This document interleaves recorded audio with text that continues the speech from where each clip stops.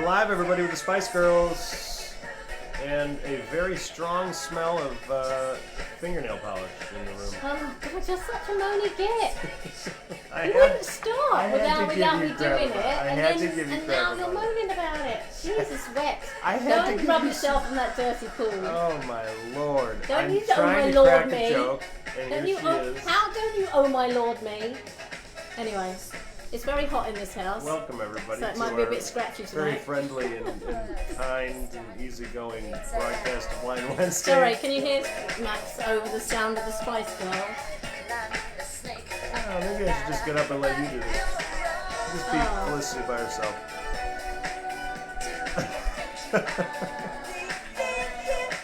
All right, Spice Girls. Yeah, I don't know. That's kind of what we're supposed to be talking about today. We're going to be talking about voice. Spice Girls have a voice. Felicity has a very strong voice that she is using to berate me and belittle me. Oh, Max. I have a new voice in terms of no facial hair anymore. Oh gosh, yeah, you did completely get rid of it. Yeah, she just now notices after the past 2 hours of setting up together. You just literally shaved about 30 minutes ago because you had a grey beard. And then I've been watering the lemon tree.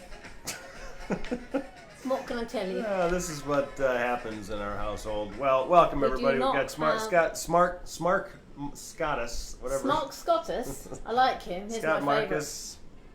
Molly Cash. We do not own the rights We to... are already in rare form. Scott, I am going to go to our Facebook page, like everybody else hopefully does, and share this little video. Share all across this the world. podcast thing. La, la, la, la. Mean it. Who do you think you are? Yes. So we're Join talking us about for some today. wine and bickering is what I did for my little share of the video. This is probably why people tune in. What kind of crap are Melissa? Melissa? Who's Melissa? See, she got me all worked up here. Felicity.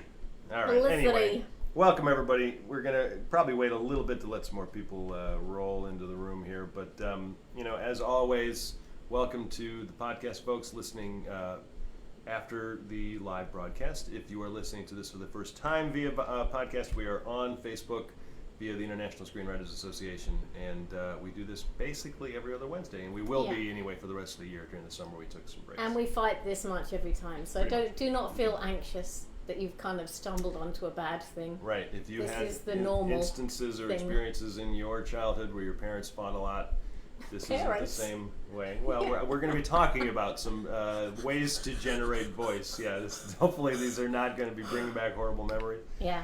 That was interesting though, because when you asked me for we are going to talk about kind of key pressure moments in your life, and then how that informs your voice. And I could think of more horrible ones than good ones.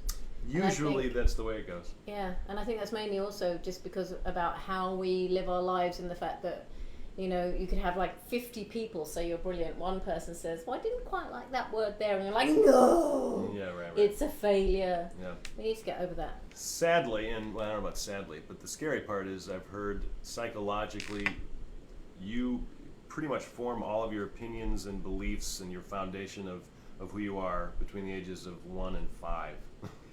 By the time you turn 6, pretty much set, at least in terms of your unconscious brain. But that's a whole other podcast that we could dive into. But there are ways to change it, and I think looking at your voice and looking back on your history in terms of what you've experienced that has informed your voice.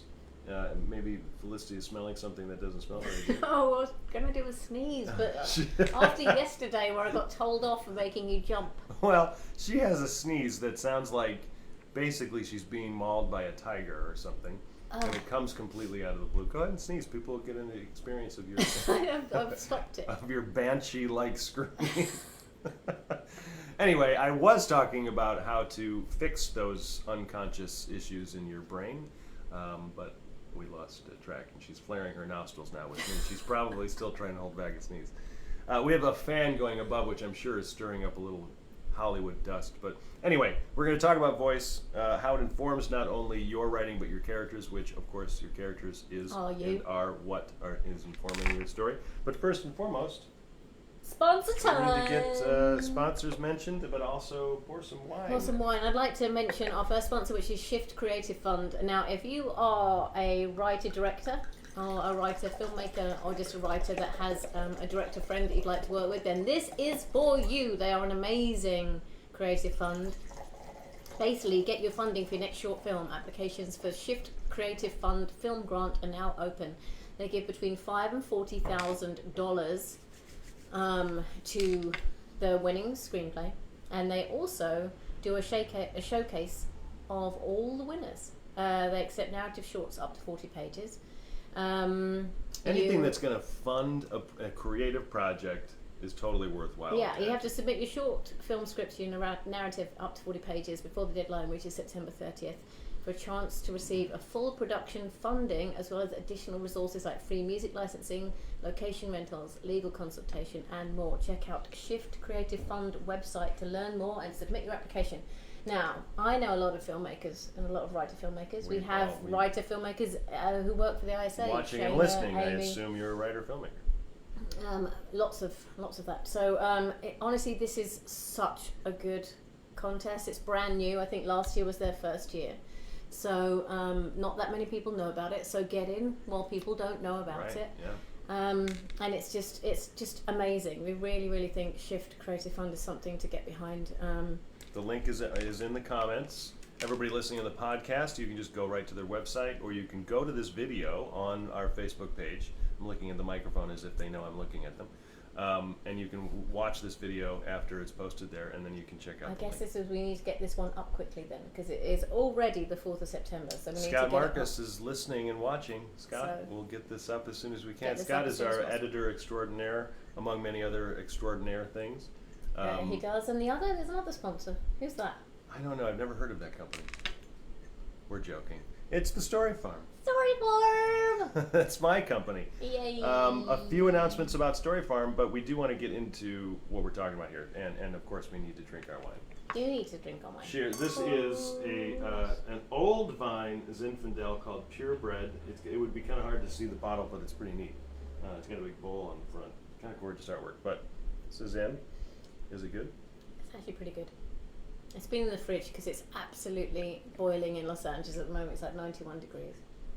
And that's not too bad for me. The cold kind of brought it down. Oh, you know what? I think we got some cork in here. I can get it. I got it. So, I mean, much as I love your fingers being in my wine, I can get Got it. All right. Got it. No wine sponsor tonight. We chose this ourselves. Well, Felicity chose it, I should say. And then she told me to get it out of the fridge. And we chilled it up a little bit. Yeah, and it's actually quite nice on a very hot day to have a little chilled red wine. A little chilled red is okay. You don't want to keep it in there too long, otherwise it's going to lose some of its flavor. But anyway, a huge thank you to Shift, of course, for being a sponsor. And Still Wines are still sponsors of ours. It's just we have drunk all their wine, so we can't have them today. Yeah. They're actually supporting our Third Thursday event, which is happening on the 19th of September, and we're at Cannon.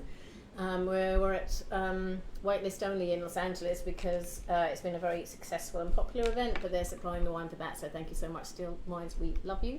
Yeah. Well, moving into kind of our topic, but also mentioning the Story Farm. So we're going to be talking about voice.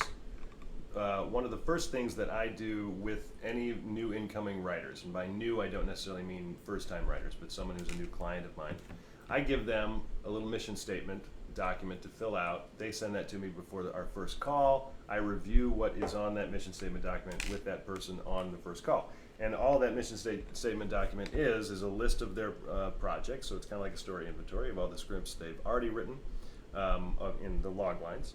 And then log lines for projects they have yet to write. We review those, but there's also a little space for what they believe their voice is. And you actually put that on the form they have to fill in. Yeah, they write that first, so it's kind of a way for me to get to know who this writer is, what that writer wants to write, etc. But I also give every writer access to the online coursework for free, and in that first week, the very first lesson, if you will, is a voice pressure point exercise. And what that does is kind of what I put Felicity through, but I asked her before. Put me through. Yeah, I made her slave away through this process. It's asking yourself, the writer, to think of two instances in your past, one positive, one negative, that changed your perspective on the world. You had one belief about something, something happened, and then you had a new belief, or at least an expanded version of what you previously believed. You opened up in some way. So, like Felicity was saying, most of those experiences that do shift your belief system or perspective on the world are generally negative, or at least difficult. Because at a young age, and this could have happened a year ago, but usually it happens in your, teens or something, where you learn something that you never really understood, and your voice pressure point was what?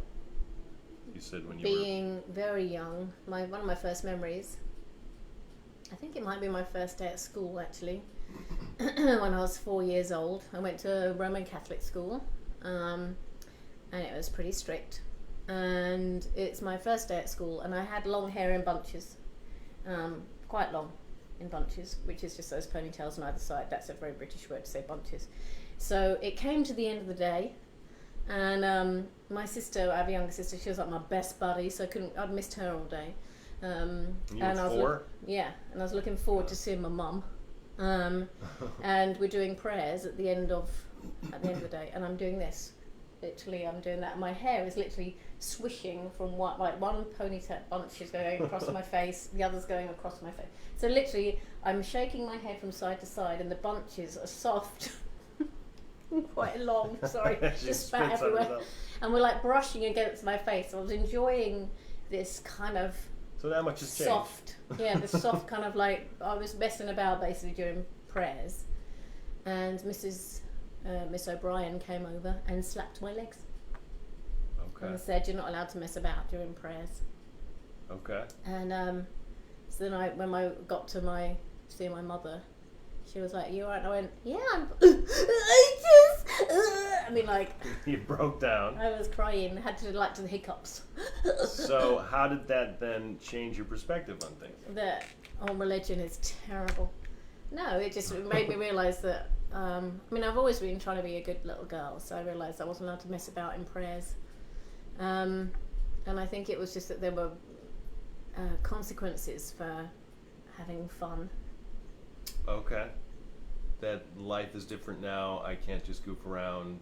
Well, it's not the same as being at home, is it? I guess it was just about the rules. There's rules now. Rules about being at school. How does that affect your life today? I hate rules. Okay. I think I really, although I'm a pretty obedient person. I'm quite do as I'm told. I also really dislike authority, and that's probably why I mainly work for myself. And even though I work for the ISA, I'm assigned projects that I do pretty much by myself or with other people. I'm not very good with someone. Team player. No, I'm a good team player. I'm just not very good with someone telling me what to do. Yeah. I want to be telling people what to do. I can vouch for that.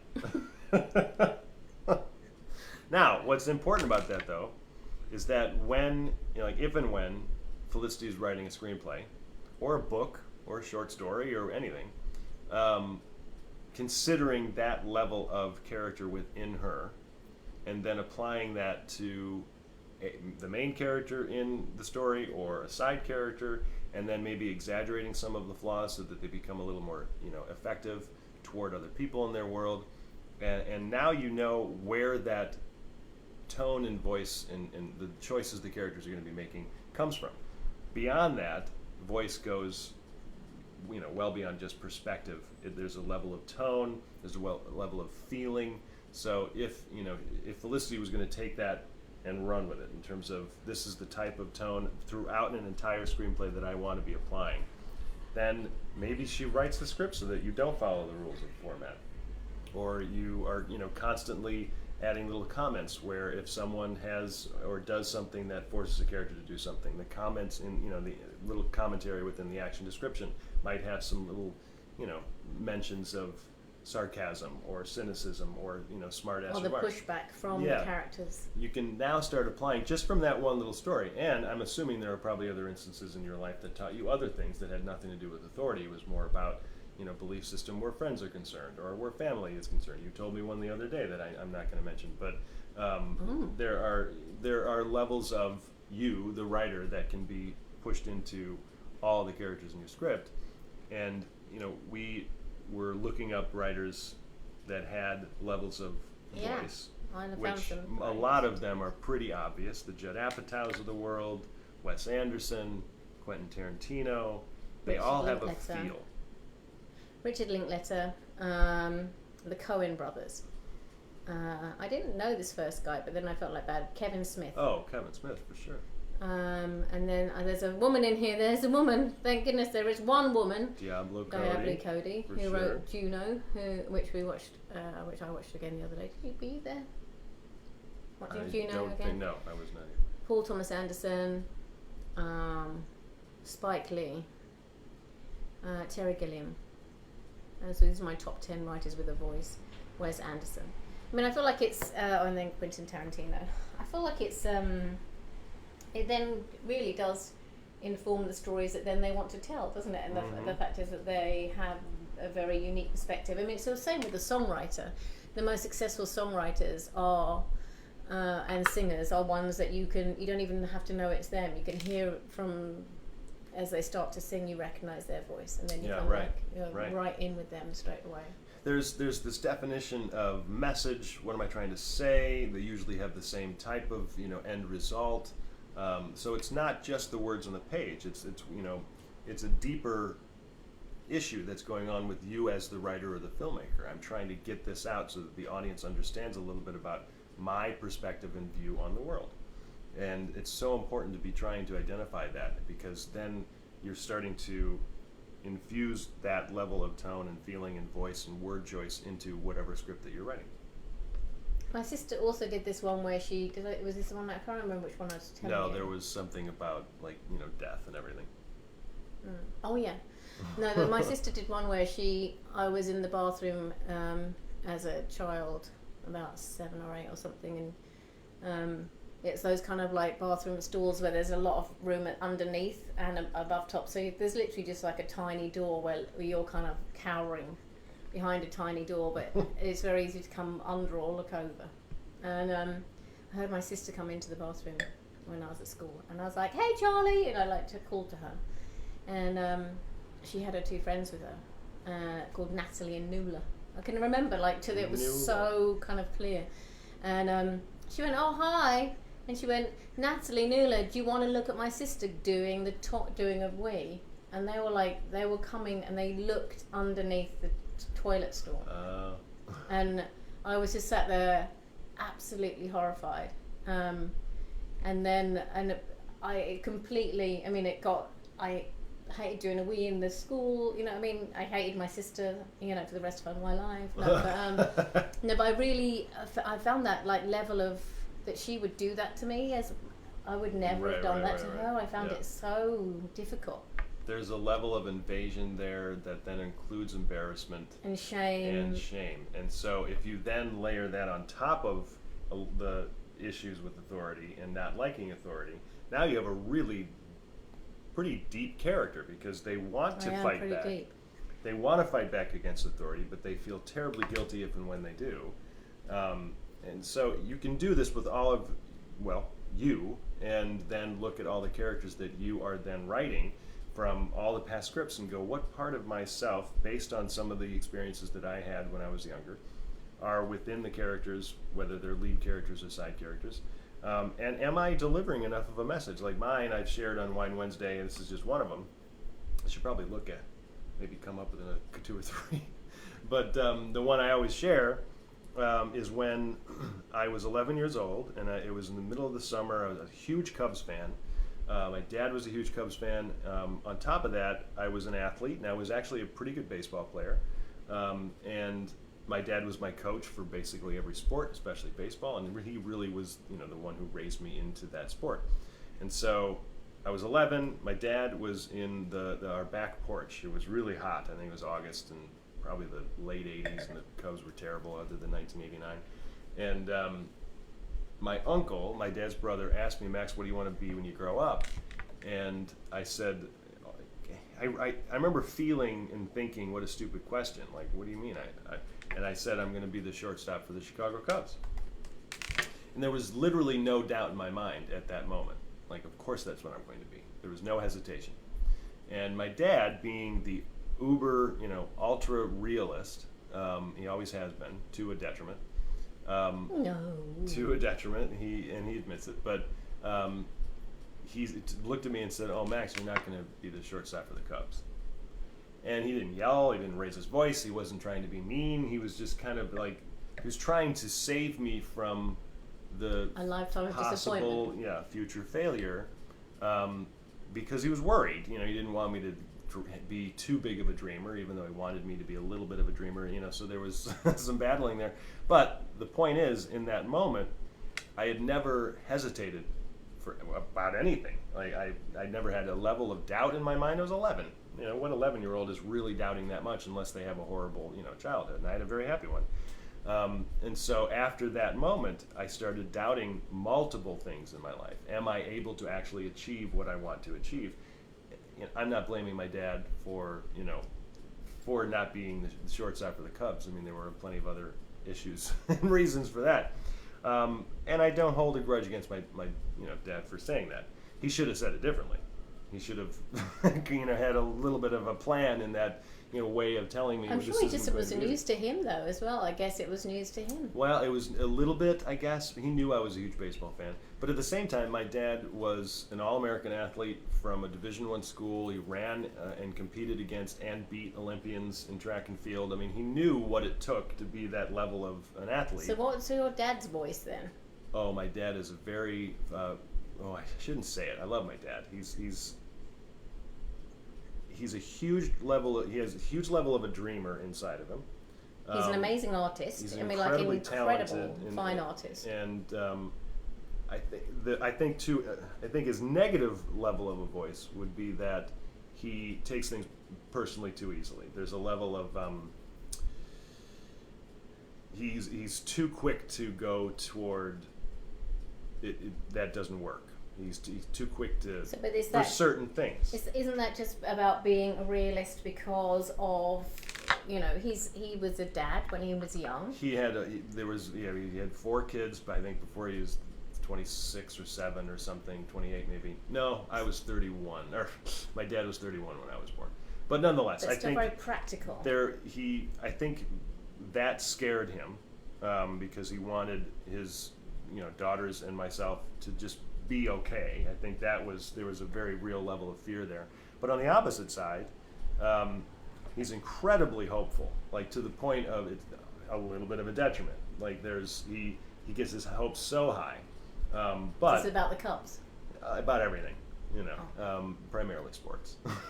But he knows how talented he is. He knows how intelligent he is. But because of the level of difficulty he experienced, at a younger age, he has always hesitated to show that level of talent other than in sports because it was such a natural talent. I don't know. I never really thought of my dad in that way in terms of what my dad's voice is. But isn't that also just that I feel like you're allowed to be more of an artist now? I think times have changed. Totally. We've kind of, with this, it's every generation we've got more permission. Mm-hmm. And so, I mean, my mother definitely wanted me to take a safe route. She didn't want me to be an actor. She didn't want me to kind of go into the arts. She wanted me to be in banking. Right. Even though... Well, it could be a safe route. Well, banking. A lot of money in banking. Well, I was going to say, there is a safe route. That's exactly what she wanted. Yeah. But I was known as the cashier that never smiled. Right. I did try it for 8 months, trying to being a good girl. Can you imagine how that went down? It was full of authority, and I spent all my time swearing in a posh accent for my work colleagues. But anyway, that's another story. So I guess the thing is I was thinking about, we watched Contact last night. One of my favorites. We have a really great meeting coming up with this incredible production company. Our development slate writers, our top 25 from the ISA writers have been invited. It's kind of like a job interview. I'm really excited for our writers. And we've had to look at certain movies that this company likes, and they want to talk to writers about how they feel about these films and what it is that really appeals to them. And I was thinking about that. I mean, Jim Hart is a good friend of the ISA. We've actually done a lot of work with him. He has been at our table read events in Sundance when we did Jim's great. An associated thing with Sundance Film Festival. And I was thinking his voice is everywhere in that movie. Yes, but at a different age. Like from how we know and met him, I don't know. I bet there was more It's of more a of fire. an idealist. Yeah, it's an idealist. I mean, Yeah. like now, I was thinking though, surely he doesn't need the money. I mean, he's had enough. He basically has a consulting service. a consulting service and a formula for getting your scripts called the Heart Chart. And we're not being sponsored by him. It's not an ad, by the way. But I feel like that he doesn't need to do that for the money. He must have enough money because one, it's the old days where you usually got paid properly. Yeah, but it's been a while. So maybe it's the thing about the voice being a 25-year-old voice as opposed to a 55-year-old voice. A little, right? It's hard to say. You know, I don't know if we know Jim well enough to really try to dive into that. But in terms of his movies, about that movie. Yeah, Contact had a really great message of the opportunity of experiencing something that opens your mind up to something that you never once thought you would ever believe. And that whole moment occurs with Jodie Foster talking to that kind of tribunal at the very end where she can't explain what happened to her. And there's that great little back and forth of the shots between Matthew McConaughey and Jodie Foster, and Jodie Foster kind of sees herself admitting what Matthew McConaughey told her early on about, I had this spiritual experience that I know happened to me, I can't prove it. There's some really great lines, like when Jodie Foster asks Matthew McConaughey to prove there is a God, Matthew McConaughey asks, did you love your father? She said yes, and he says, prove it. It's a really great point. I'm on both sides. Like, I totally understand the scientific approach to things. Well, I feel like Jodie Foster's character, they even reference it so much. It is the faith versus science argument all the way through that movie. Yeah.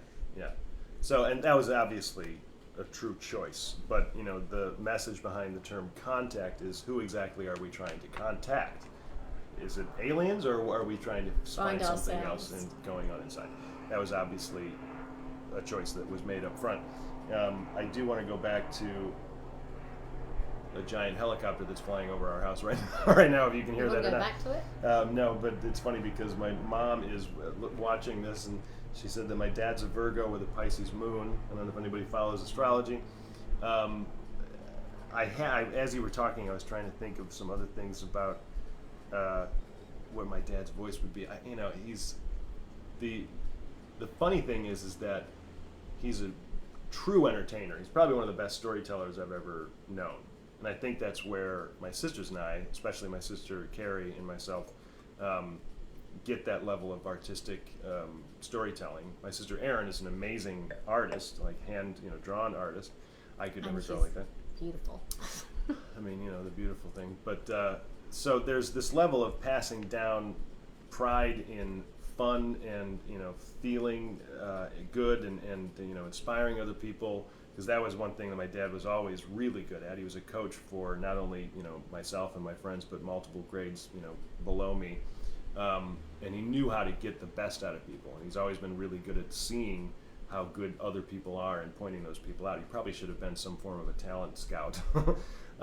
So there's something in there. There's this level of, I see how good you are at something, and I think he would get frustrated with me in sports and really in everything, when he saw that I wasn't achieving what he believed that I could achieve. I mean, I was just thinking, because we've had this kind of conversation. We're going to Connecting Writers with Hollywood, actually. In Seattle, a conference in Seattle. Yeah, next weekend. Next weekend, 15th September. And we did a talk with them before. The conversation we had with the audience, which I really like to do, because, I believe it should be a dialogue. I think rather than someone saying, this is how it is, and therefore this is the only way, I'm not interested in. But we did ask the people that were there what their favourite movies were. And I think in your favourite movies is your voice. Totally. Without even realising it. Right. There's always some kind of cross current, I don't know if that's the right term, but the connection between your favorite movies. Some are different. Like for me, one of my favorite movies is Dumb and Dumber. I don't look at that as a way to go, what's my voice? Even though there is a big comedic voice within me, it's the message of Dumb and Dumber isn't necessarily what I'm trying to believe in. You mean two best friends like vying over the same girl? Well, yeah, and then being complete morons, and that's a whole other thing. Monty Python and the Holy Grail is kind of the same deal. But there are other movies like Saving Private Ryan and Eternal Sunshine of the Spotless Mind, and there's usually some form of triumph over a really difficult situation, and you care so much about the character that is attempting to find that goal and achievement. And the ending isn't always perfect. Like, I love Spielberg movies. Indiana Jones is fun. All these, Goonies, happy-go-lucky, right off into the sunset type of endings. The real movies that hit you are the ones that, yes, there's triumph, but there was a hell of a lot of sacrifice that you had to go through to get there. Yeah, I don't know if triumph is I'm sick to death of romances where it ends where they're getting married and they're having a baby. I don't feel like that's the fix for stories or people. It's not, I was happily married, not anymore, but he is still my best friend. So I just don't think we need to keep continually beating that drum. I think there are other things to say about real life, and how, maybe we don't want to, whether it's escapism. See, the thing is, I love Elf, but then I love Elf because he's a sweet person trying to find his family, trying to find his home, trying to find where he fits in. Right. So I guess I understand that myself. I feel like I'm a little bit of an oddball, trying to fit in. I also don't have a conventional family life, so I don't have that to fall back on. So maybe I understand that. Maybe it's just I don't want to wear yellow tights. Well, she likes Christmas. And Will Ferrell. But, yeah. I love that this topic of voice, which I think needs to be talked about a lot more, because most people just kind of think, well, my voice is the way I deliver the words on the page.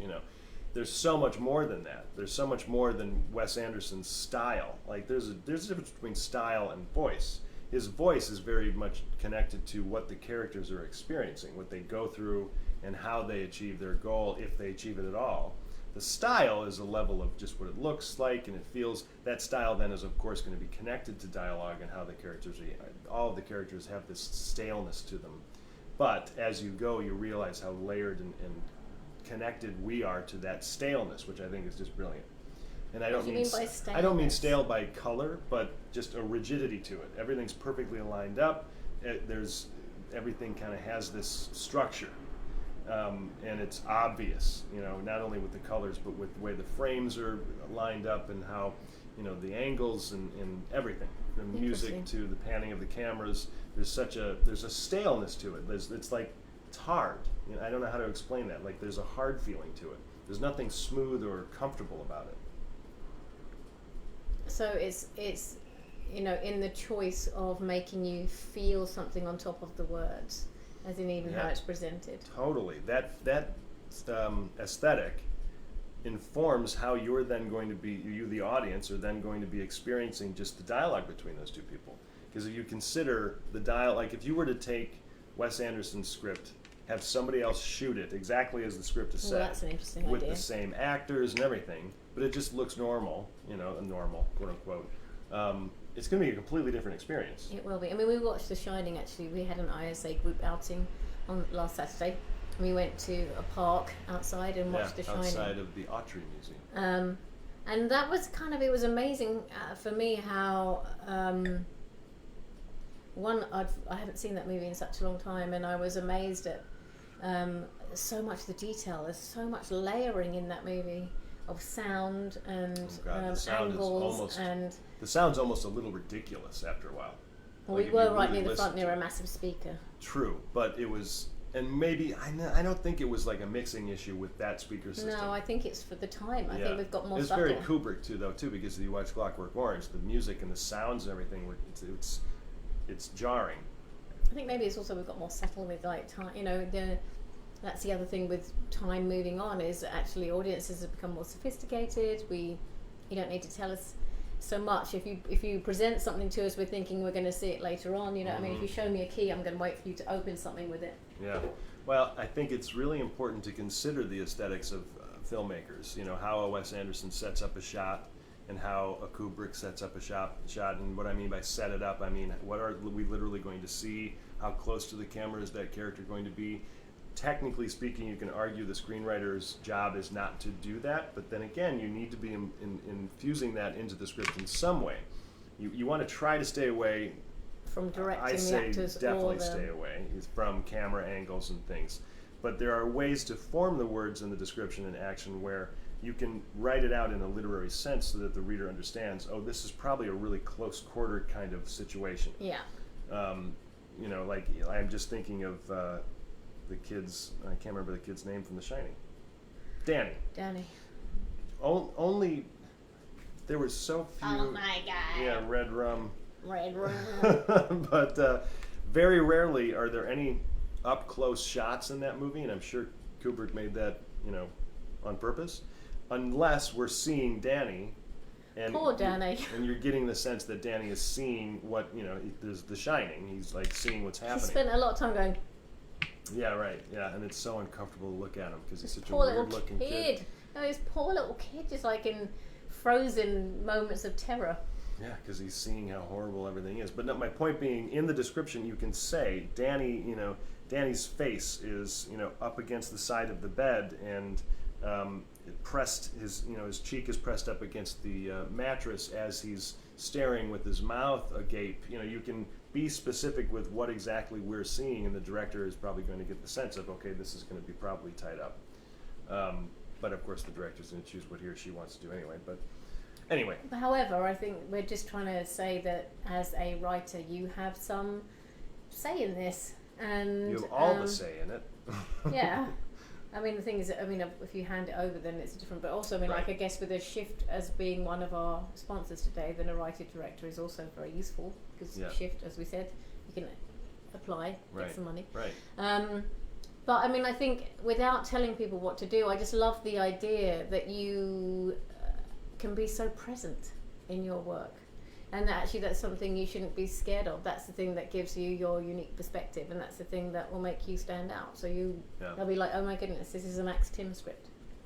And it's got fairy in it. A lot of, and we'll talk a little bit about the next little topic. But and obviously, you know, everybody listening, if you have questions or comments or anything, you're welcome to post. Yeah, I'd love to actually hear people's favorite movies themselves, because I really like finding out which ones are your favorite movies.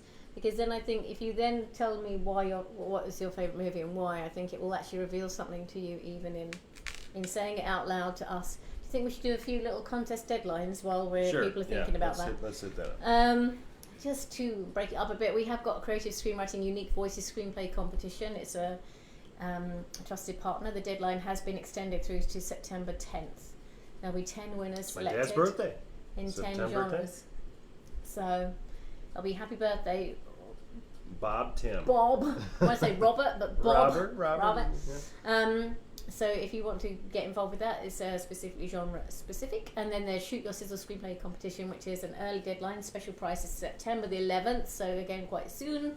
The grand prize winner will receive over $40,000 in funds, production and post-production services, professional consulting, and more to produce a sizzle or a scene for your feature or your pilot as script. A selling and marketing tool. It's a big deal. The special offer is the entry fee is only $19 when submitted through the ISA website before September 11th. The entry fee is $35 on any other site, so that's kind of a good thing.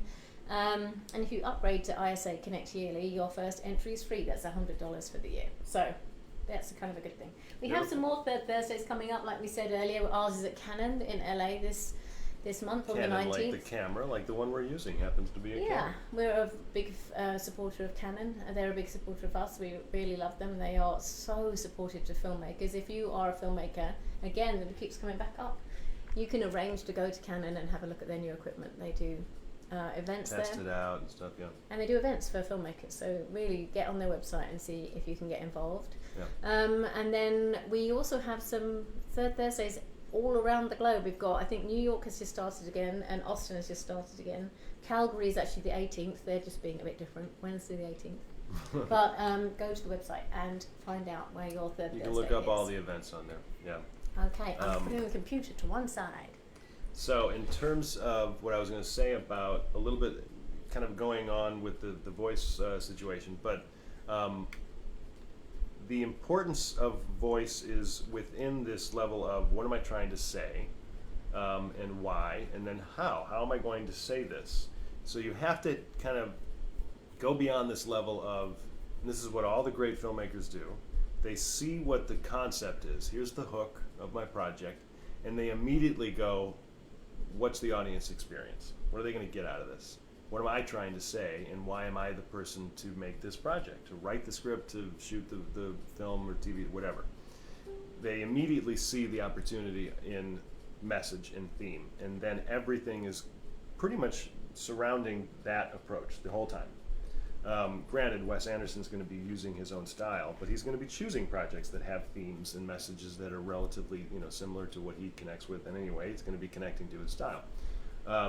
So what I do with my writers, on that first call when we work together, is talk about voice, talk about the things that they experienced in their past that then, inform the characters and the choices they're going to be making in the scripts. And then look at the log lines of the projects they currently have done, the projects they want to work on. We choose which script to work on first, whether it's a rewrite or a brand new script. And then we just talk about, okay, what do you want to do with this? Why? Why do you want to say this? Yes, marketably speaking, it's probably going to work pretty well. It's for this audience. You get all the basic stuff like hook and concept and structure. Most of that stuff is just surface level. You got to get deeper, and we try to get to that as quickly as we can. And I just started and launched on my website a booking appointment calendar, so people can go to thestoryfarm.org for as low as $45. I'll do my little car salesman speech, but for $45. Shall I be that thing in the background? Yeah, like one of the little things that gets the air blown up its butt. But for $45, all right, now they're going to be watching you and not listening to what I'm trying to sell. Oh, Lord. Taking the wind out of it. Sorry. No, but for half an hour, for $45, we'll look at all your log lines. You don't have to sign up for long term. We'll talk about your voice. I'll send you that mission statement. We'll just kind of talk about what it is that you want to do, give a little bit of a plan together. I have some longer form, like an hour long if you wanted to go a little bit longer, and what I call a hitch read for $90. I'll read as much of the script as I feel is ready. It's kind of, by the third time I hitch in the script, I'll put it down and we'll talk about why.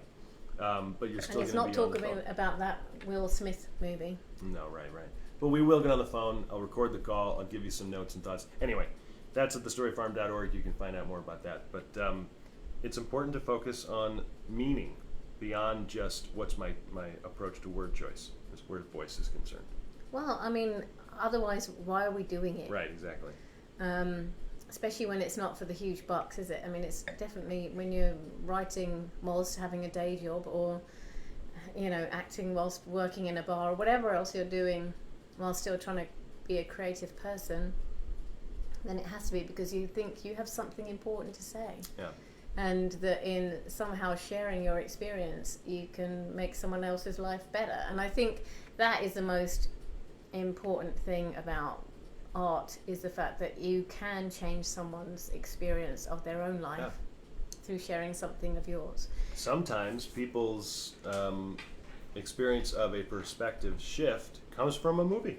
I think that happens all the time. That's why I feel like we need it more than ever. Yeah. Especially as education has become more sporadic and media coverage has become less reliable. I think if for certain stories to be told, we need to kind of watch them. We need them to come a different way. Yeah. No one likes to be told off, but we do need to know that being gay is not a problem. It's just not it won't hurt you if you know someone who is gay. Yeah. Well, and Felicity had a fun little idea the other night. I think it was 2 nights ago. Saturday night? Sunday night? I don't know. Monday night. But we watched the pilot of this new show on Amazon called Carnival Row. I don't know if you've heard of it yet, but it's about fairies. It's about fairies that have been pushed out of their land, persecuted, just basically slaughtered, forced to live within the human world. This is within a fantasy idea world. I made a pact. Yeah, there's this kind of agreement. So a lot of the show is an obvious reference to the refugee crisis and a whole bunch of things. But the reason, of course, I wanted to watch it was because I have a book series about a fairy with shredded wings, and it's all about the world of the fairies, and it's not nearly as dark and R-rated, as Carnival Row is. Yeah, Max's book, which is a YA right. book. Yeah. This has got some rather hefty sex scenes. There's some pretty epic sex scenes, but also it's pretty kind of awkward when we sit there brutal, and watch it together. Yeah, right. As roommates. It's a little brutal, but it's also human-sized fairies. I had a little bit of an issue with the actual wings. I didn't quite believe them. I was taking way too critical of an eye, but that's kind of what led to this idea, because I had just recently finished the second book in my book series. It's called The Wishkeeper, and I relaunched, reignited, so to speak, my main character's Instagram page. So Shay, who's 16 years old. It's interesting that Max chooses this as his voice, yeah, by the way. Yeah, there's a part of me in there, but, and we'll get to that, but I'm starting to post more for Instagram, or Shay's Instagram page. You can find her at Fairy Punk and number 9. But it was interesting in the fact that you were like, I know, I can make it so that she's jealous of her wings. And I was like, please, can we do that Shay actually is not against the main female character. Right. So let's just have women be supporting each other, not pitted against each other. It feels like that is what the media does continually. Yeah. The idea was that I'm going to watch Carnival Row and critique the whole episode. I might start a Twitter account, or just stay on Instagram. Critique the whole show and comment on it in the voice of Shay. I like on the Instagram. idea. I love the idea of commenting on the world of fairies, so Yeah. the Fae world. Yeah. So it's more about, the rituals or the kind Well, of. Well, yes, but I also want to comment on the relationships and everything that's going on. It's a bit much for Shay, though, isn't it? Well, that's kind of what my point is. So going back to voice, Shay's she's gonna have voice. to watch it through fingers like this. She's 16 years old and she's very grown up and adult. And 16-year-olds, they shouldn't necessarily be watching that R-rated stuff, but of course they are. They're so much more advanced with the R-rated material than we were when we were kids. Oh my God, it's not even close. So point being, in terms of Shay's voice, she's very cynical. She's frustrated and angry about her life because she's got shredded wings. She's basically handicapped. She can't fly. But at the same time, she's this epic dreamer, very hopeful, extremely loyal to a fault almost, and devoted to the right thing. She's going to do the right thing, even though she may break the rules in order to get So what's the your right thing handicap then? So if it's like you and your voice, what's the thing holding you back as Max Tin? I think that's where Shay's comes from, this level of belief. Like in spite, Shay of course still doubts herself in certain respects, but she's willing to push past that doubt, not easily, but quickly, because she knows there's an end result that she can achieve. I deal a lot more with that level of doubt too often. So Shay is sort of, in a way, an opposite level of the voice, not really, but close. She's who you want to be. She's a lot of like who I want to be, because of her level of determination and hope. But at the same time, she's very cynical and sarcastic and frustrated. She's and angry. fearless too, though, isn't she? She doesn't have that same fear. Yes, there's a level of fearlessness which I wish I had more of. Yeah. Interesting. In a way, whether my sister Carrie would like to hear this or not, Shay is kind of based on an exaggerated version of my sister.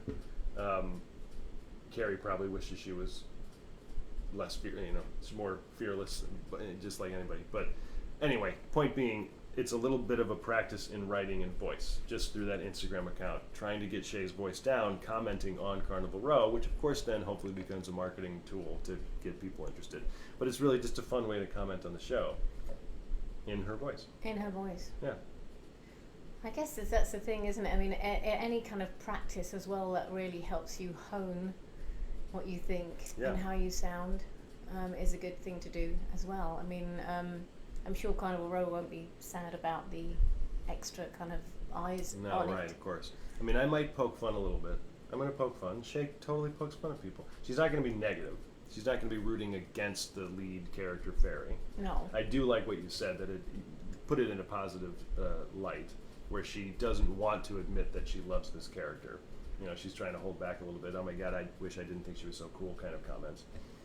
Because I was going to go at it from this level of she's stupid and dumb and whatever. But that does show this level of jealousy and a weakness there, and you don't need to be shooting people down.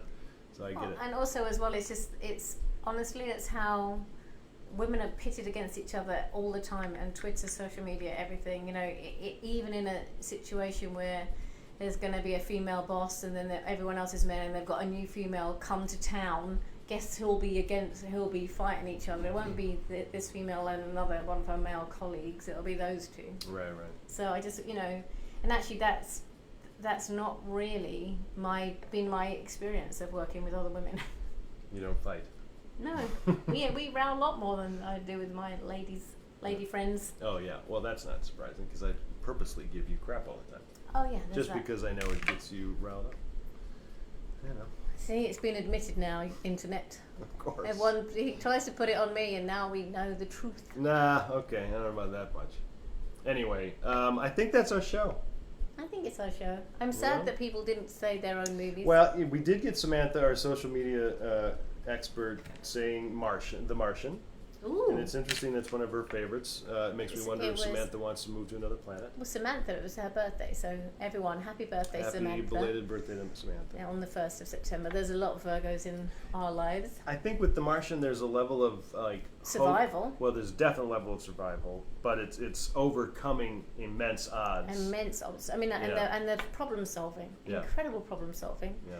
And making something from nothing. There's achievement there. Yeah, and then he doesn't give up. Even when it all blows up, he's downhearted for a bit, but he continues. I think, he doesn't lose hope. He kind of remains positive. Yeah. And he's very self-sufficient and self-reliant. True, that's right. He has a confidence. He knows who he is. Yeah. He's not going to try to do more. And he's super smart. I mean, my God, that's the other thing about it is that, and you really get that sense from him is that he is he was the top of his class in everything. Yeah. Yeah, and apparently that's how the book was written, which was a self-published book, and the author did years worth of research on not on Mars. He wasn't on Mars doing the research, but he researched Mars. I think he spent time there. I think the Space Force might want to talk to him if he's already been. Yeah. So anyway, there's a level of that voice coming through from the book because it was so heavily researched that I heard that there were chapters of the book that were just about how to grow plants in this soil, so obviously they put that into the character as much as possible. But yeah, The Martian's a good one. Well, E.T.'s a favorite. Oh boy, so here we go. We're doing this at the very end. E.T. I think you need to be looking at the movies that you love. Why do you love them? From a message standpoint, from how they make me feel standpoint, and then trying everything you can to allow your audience then to feel that too. And it's always going to be coming from within. You can't just make that up. No, and nor should you try and stop that, because that is you. Yeah. And everyone has a story to tell, and there is, some of us, we all find a different way to tell our story. I was thinking that a lot of my formative experiences, my pressure points were with teachers, and good and bad. And that's such a formative.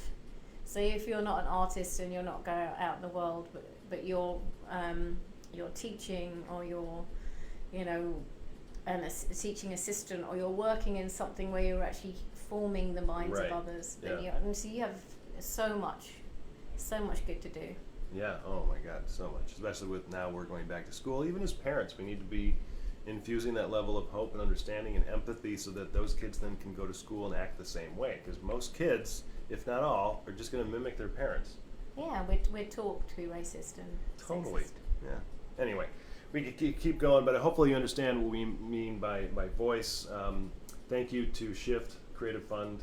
You guys should be checking out Shift. Please do. I think honestly it's a really great contest. Like I say, it's brand new. It's a second year, so it hasn't got that much. Although I think they had a load of entries, but still, it's gonna get worse. It's gonna get bigger and bigger. Yeah.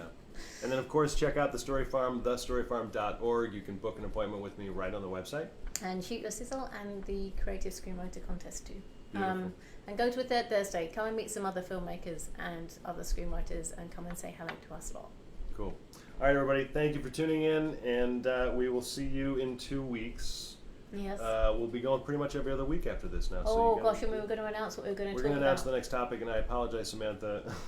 Samantha can post that in the comments. But we'll be posting a lot more social media to be promoting these. We have all the topics set up. in advance. So you're going to be able to check the is it Facebook Lee page Jessup? and Twitter. 18th. Lee Jessup. Oh, that's right. Lee Jessup is a our guest. next We're going to be talking about the business of Hollywood, which is going to be incredibly informative. So on the 18th of September. Right. Lee Jessup is always amazing. Yeah, she's just an encyclopedia of information. Yeah. And we get the most downloads from her stuff. So usually, yeah. Join in. Be there. 18th of September, 7 o'clock. All right, everybody. Thank you for tuning in. We'll see you in a couple weeks. Bye for now. Bye.